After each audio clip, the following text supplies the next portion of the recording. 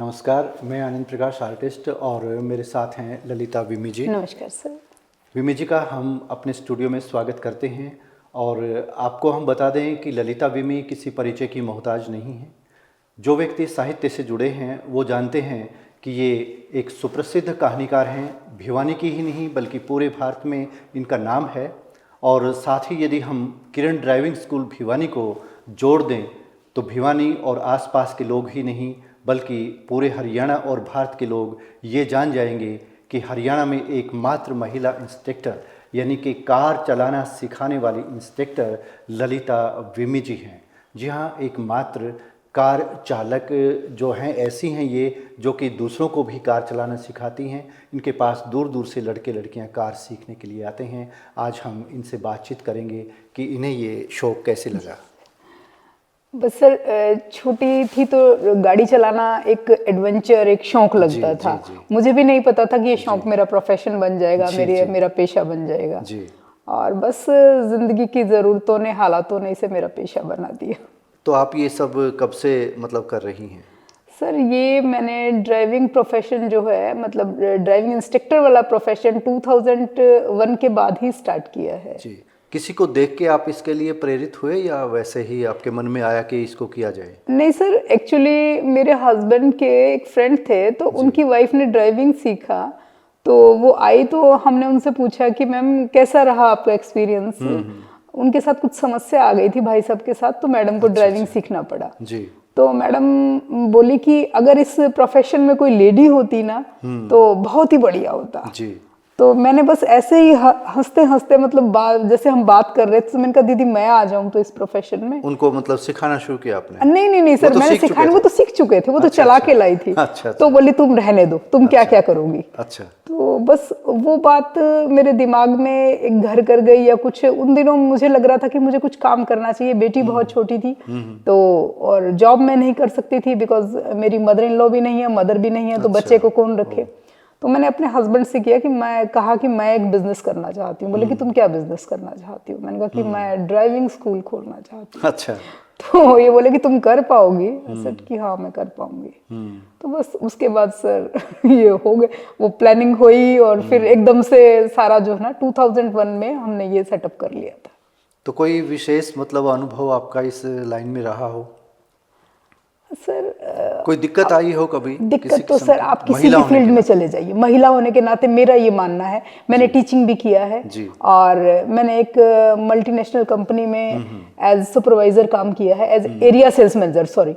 तो दिक्कत तो सर आप किसी भी फील्ड में चले जाइए, थोड़ी बहुत तो आती ही रहती है। वो आप किस तरह से उसको टैकल करते हैं वो आपके ऊपर है।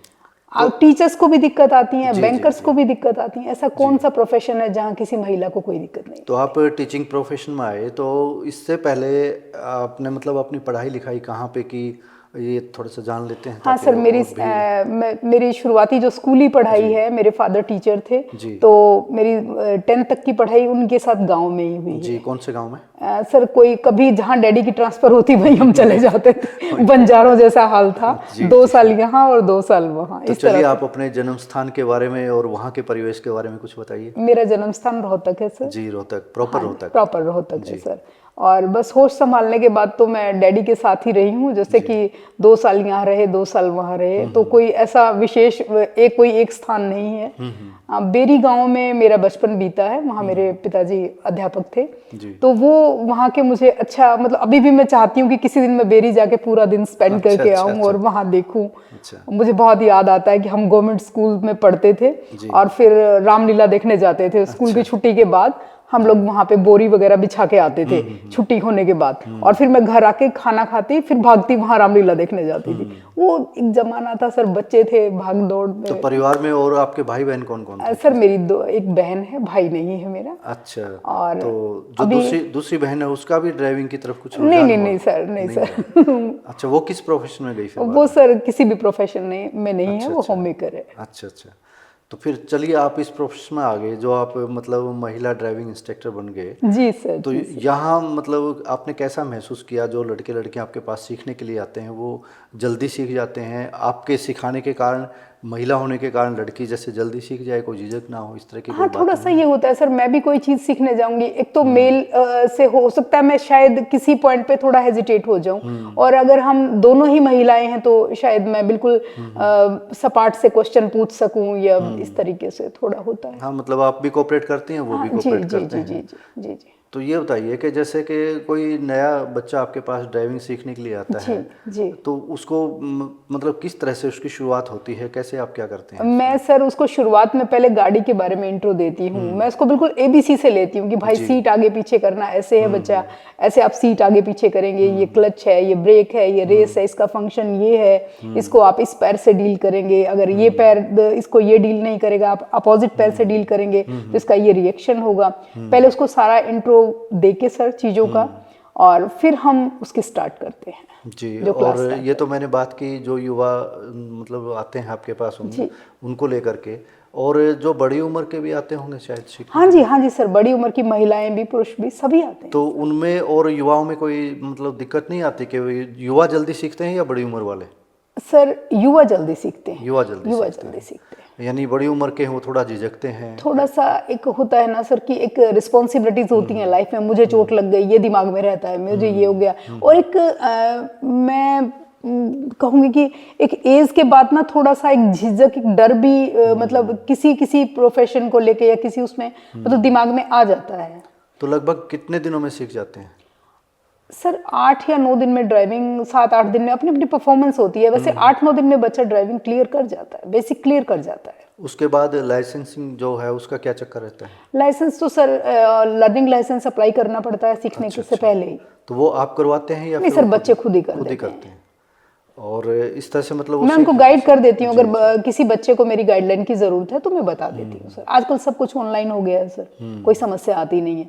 और फिर जो LMV लाइसेंस है उसके लिए तो बच्चों को टेस्ट देना पड़ता है, गाड़ी चला के दिखानी पड़ती है। तो इसमें हम एक और बात आपसे जानना चाहेंगे कि जैसे कि महिला तो आप एकमात्र होगी ड्राइविंग इंस्ट्रक्टर, जी जी, ठीक है जी, तो दूसरे जो हैं आपके शहर में लगाइए या दूसरे शहरों में लगाइए, वो पुरुष ड्राइवर इंस्ट्रक्टर हैं। हाँ जी। तो क्या उनके साथ आपका कंपटीशन है तो कोई दिक्कत नहीं आती? नहीं सर, मैं इस तरह का कोई कंपटीशन नहीं मानती। यहाँ जितने भी ड्राइविंग स्कूल वाले हैं उनसे मेरा बहुत अच्छा रिलेशन है। वो जब भी कभी बात होती है तो बहुत रिस्पेक्टफुली, बहुत अच्छे से बात करते हैं। मुझे नहीं लगता कि, और सर मैं इस चीज को कंपटीशन लेके नहीं चलती। बहुत छोटी थी तो मदर कहा करती थी कि माथे का लिखा हुआ कोई नहीं ले सकता, हाथ की रोटी कोई भी खोस ले जाएगा। जो जिसके नसीब में होता है ना सर, मिलता है, आपको अपना एफर्ट करना चाहिए। मैं इस चीज में कोई कंपटीशन नहीं मानती सर। हो सकता है कि कोई मुझसे भी बढ़िया करा रहा, तो मुझे उससे कुछ सीखना चाहिए, कंपटीशन नहीं करना चाहिए, मुझे उससे कुछ सीख लेनी चाहिए, कुछ सीखना चाहिए। तो हम कहेंगे कि जो महिलाएं हैं, महिला सशक्तिकरण की दिशा में आपको एक उदाहरण मान के आगे बढ़ें तो मेरे ख्याल से कोई भिवानी में दूसरा उदाहरण हो नहीं सकता। नहीं सर, ऐसा नहीं है सर। ये तो प्रत्यक्ष को प्रमाण की आवश्यकता क्या है? हरियाणा में दूसरी ड्राइविंग इंस्ट्रक्टर मैंने तो सुना मैं तो सर एक कोशिश कर रही हूँ जिससे मुझे इज्जत से रोटी मिल रही है, बस मैं इतना ही कह पाऊंगी। महिला सशक्तिकरण और ये सब मैं कुछ नहीं बोलूंगी। ये मेरी कोशिश रोटी के लिए है सर। ये आपकी महानता है। चलिए, ड्राइविंग पे बात हुई, ड्राइविंग इंस्ट्रक्टर को लेकर के आपसे बातचीत हुई।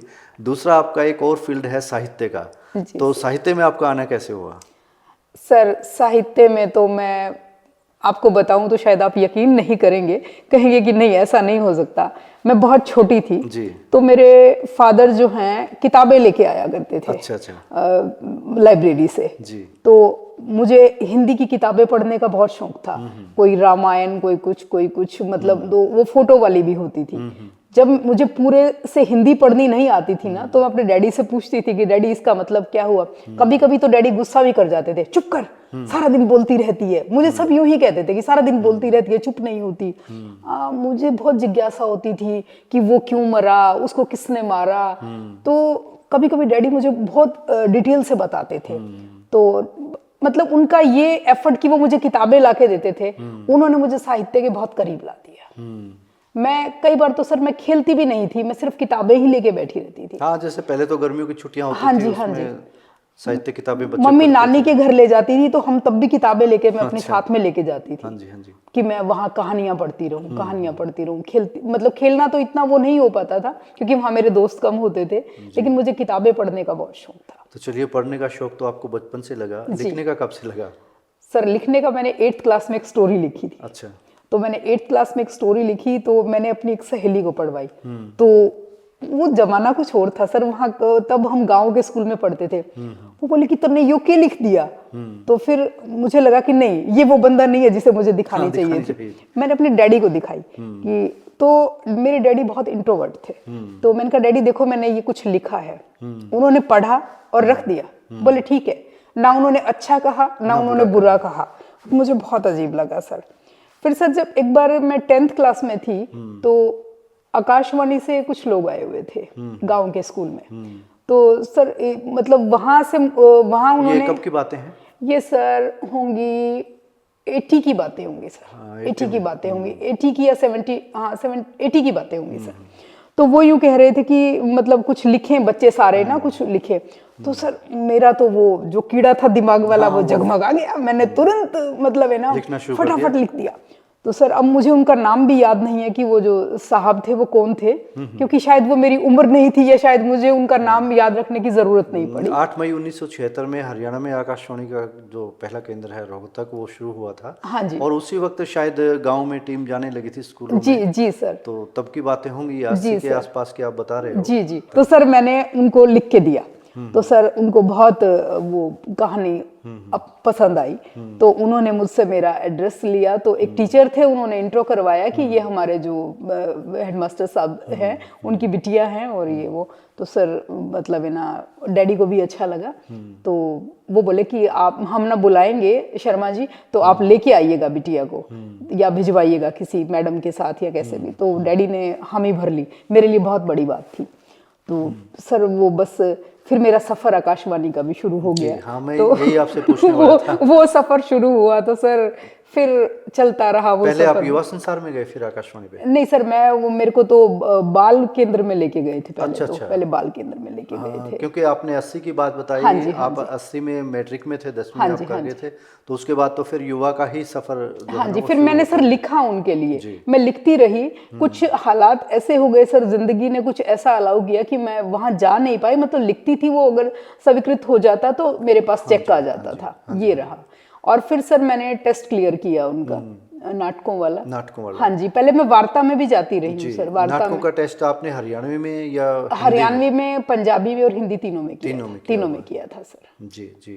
आपने ऑफलाइन बताया था कि आप बिहाई ग्रेड हैं आकाशवाणी, जो अनुमोदित आर्टिस्ट है बिहाई ग्रेड में। जी सर। वो हैं। और कैसा लगा आपको आकाशवाणी के साथ जुड़ के? बहुत बहुत बढ़िया सर। सभी लोग बहुत अच्छे हैं, बहुत कोऑपरेटिव हैं। तो अब कैसा महसूस कर रही हैं? आकाशवाणी से आप लंबे समय से जुड़ी रही, कुछ बदलाव महसूस कर रही हैं सर? जैसे कलाकारों के अनुबंधन में? थोड़ा सा बदलाव मैं महसूस कर रही हूँ सर। मतलब वो जैसे कि पुराने लोग अभी कुछ हैं वहां पे, लेकिन एक औपचारिकता सी रह गई है, या मतलब थोड़ा सा, या यूं कह लीजिए अब नए लोग आगे आ गए हैं तो हम लोगों को वो लोग कम बुलाते हैं। ये या फिर हम यूं भी तो कह सकते हैं कि जो मीडिया का साधन है, माध्यम है, वो बदल गए वो बदल गए, ये भी कह सकते हैं। जैसे कि अब फेसबुक या यूट्यूब वगैरह में लोग व्यस्त रहने लगे, और रेडियो जो था वो भी मोबाइल में आ गया। तो लोगों ने रेडियो को सुनना भी थोड़ा कम कर दिया गया है। हालांकि हैं श्रोता बहुत अच्छे हैं, लेकिन फिर भी कम हो गए हैं इसके श्रोता, काफी कम हो गए। तो श्रोताओं के कम होने का सीधा सा असर हम पे भी पड़ेगा, कलाकारों पे भी पड़ेगा। कलाकारों पे भी पड़ेगा। तो जितनी आवश्यकताएं पहले थी आकाशवाणी के कलाकार को लेकर शायद नहीं रही है। नहीं रही है सर, नहीं रही है। लेकिन जो लेखन है ना, वो दूर नहीं हो सकता, चाहे आकाशवाणी हो, चाहे टीवी हो, कहीं भी हो, चाहे पत्र पत्रिकाएं हो। तो लेखन में मतलब आप अब भी सक्रिय हैं, पहले भी थी। तो उसमें अब क्या कुछ बदलाव महसूस कर रही हैं? जो पहले हमारा लेखन था, उसको पहले लिखते थे, फिर टाइप करते थे, फिर अखबारों को भेजते थे। अब जो भेजने का तरीका है वो बदल गया, ऑनलाइन हो जाता है सर। सर वैसे तो ये इजी लगता है। तो पहले वाला मतलब इजी था, ये इजी लगता है? सर मैं बताऊं, मुझे ये इजी लगता है। पहले पोस्ट ऑफिस जाना, ये करना, वो करना, और वो फिर जिंदगी की जद्दोजहद से भी जूझना और ये काम भी करना। अब मुझे इजी लगता है कि फटाफट कर दिया। तो आपकी पुस्तकें भी काफी चर्चित रही हैं, आपके मुंह से सुनना चाहेंगे हम, कौन कौन सी पुस्तक कब कब आई सर? मेरी रचना यात्रा के सफर में। हाँ जी सर, सबसे पहले मेरी जो मेरा उपन्यास आया चांद की तलाश, उसे हरियाणा साहित्य अकादमी ने अनुदान दिया था। ये कब की बातें हैं? ये सर 95-96 की बातें होंगी। जी। चांद की तलाश का जब भी मैं जिक्र करूंगी, डॉक्टर रमाकांत दीक्षित का नाम लेना मैं नहीं भूलूंगी जी, बिल्कुल नहीं भूलूंगी। भिवानी के ही हैं, हाँ जी। और मेरे लिए वो मेरे फादर से भी बढ़ के थे, बहुत स्नेह दिया उन्होंने मुझे, और उन्होंने ही मुझे कहा कि मैं ये उपन्यास एकेडमी में भेजूं। मैंने कहा नहीं अंकल, मैं नहीं भेजूंगी, कौन मेरे उपन्यास को वो करेगा। तो उन्होंने मुझसे पांडुलिपि रख ली, और तब वो मैंने हाथ से लिख के भेजी थी सर। वो जमाना था कि हम हाथ से लिखते थे, कार्बन कॉपी नीचे रख के। तो वो तीनों कॉपियां मैंने अंकल को दे दी, अंकल ने ले ली मुझे से, अंकल ने ही भेजा, और वो अंकल के ही एड्रेस पे मेरा रिजल्ट आया। अच्छा। और अंकल ने ही मुझे बताया कि तुम्हारा जो है उपन्यास सेलेक्ट हुआ है अनुदान के लिए। तो उसके बाद कोई प्रयास नहीं किया? उसके बाद सर मैंने एकेडमी में प्रयास नहीं किया, एकेडमी में नहीं किया। एकेडमी की एक मैगजीन आती है हरिगंधा, उसमें मेरी रचनाएं छपती रही हैं जी। उसमें मेरी 7-8 कहानियां छपी हैं जी। सर मैंने बताया ना कि बस थोड़ा सा जिंदगी की जद्दोजहद ऐसी रही कि मैं लिख लेती थी जब भी समय मिलता, लेकिन मैं प्रकाशित कराना भूल जाती थी, ऐसा कुछ कह लीजिए। चलिए, हाँ, कुछ किताबें तो उसके बाद भी और आई हैं। हाँ, उसके बाद आई है सर डूबती परछाइयाँ, और फिर सर आई उजड़ी हुई औरतें, ये विभाजन के ऊपर लिखा है मैंने। फिर एक कहानी संग्रह क्यों आया सर जी। और फिर एक मेरा उपन्यास आया, एक दास्तां। मैं ऑनलाइन भी लिखती हूँ सर जी। ऑनलाइन मेरा एक उपन्यास पॉकेट एफएम ने खरीदा है, औरत आदमी और छत। तो आप ऑनलाइन भी लिखती हैं और वैसे भी छपती हैं प्रिंट मीडिया में भी।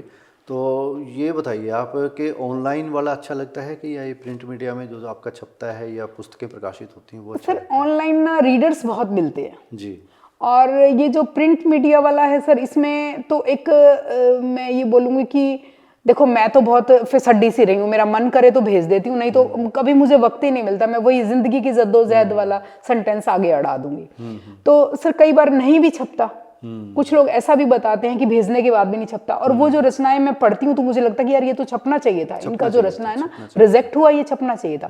थोड़ा सा इसमें वो भाई भतीजावाद कह लीजिए या तेरा मेरा कह लीजिए, वो चल जाता है। तो सर मैं तो एक बहुत सेंसिटिव प्राणी हूँ, तो मुझे लगता है कि ऑनलाइन अगर मेरा 100 लोगों ने पढ़ के कॉम्प्लीमेंट दे दिया तो वो ठीक है जी, वो तुरंत रिजल्ट दे देते हैं। सो अभी मेरा एक धारावाहिक चल रहा है सर, प्रतिलिपि में सम्राट उपन्यास चल रहा है, तो मेरे हस्बैंड के साथ थोड़ा प्रॉब्लम चल रही है, तो वो मैं नहीं भेज पा रही हूँ। आप यकीन नहीं करेंगे, डेली मेरे को मैसेजेस आते हैं कि मैडम अगला पार्ट कब दे रही हैं, मैडम आपके घर में सब ठीक है, अगला पार्ट कब दे रही हैं। हाँ, आप बता रहे थे ना हस्बैंड के साथ प्रॉब्लम चल रही है, तो दर्शकों के सामने मैं स्पष्ट करना चाहूंगा कि वो कोई ऐसी वैसी प्रॉब्लम नहीं है, स्वास्थ्य संबंधी, उनको ब्रेन हेमरेज हो गया है सर, ऐसी वो जल्दी मतलब स्वस्थ हो, आपकी तो यही कामना करेंगे।